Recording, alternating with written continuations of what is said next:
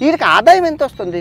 గివేవేలో 10 ఐఫోన్లు ఇచ్చారు, ఇదంతా కలిపి 5 కోట్ల నుంచి 10 కోట్లు. వీడికి ఎక్కడ ఇది చూస్తే ఆదాయం లేదు. ఎక్కడి నుంచి? ఈ బెట్టింగ్ యాప్ల నుంచే ఆదాయం చూస్తే 2 లక్షలు యూట్యూబ్ ద్వారా. వీళ్ళు ఖర్చు పెట్టేది నెలకు 2 కోట్లు. ఈ 2 కోట్లు ఎవడిస్తుందంటే బెట్టింగ్ కంపెనీలు. కళ్యాణ్ అని పేరు, కబడ్డీ ప్లేయర్ ఆడుకుంటాను, మంచోడు అనుకున్నాం, కానీ ఇంత ఎదవను అని అనుకోలేదు. ఇంత ఎదవని అసలు ఈ ట్విస్ట్ విన్నాక నాకు నరాలు బద్దలైపోయింది. చేద్దాం వీళ్ళిద్దరిని కూడా కమెంట్ చేయండి. ఏం చేద్దాం? అన్నదమ్ములు ఇద్దరిని ఏం చేద్దాం?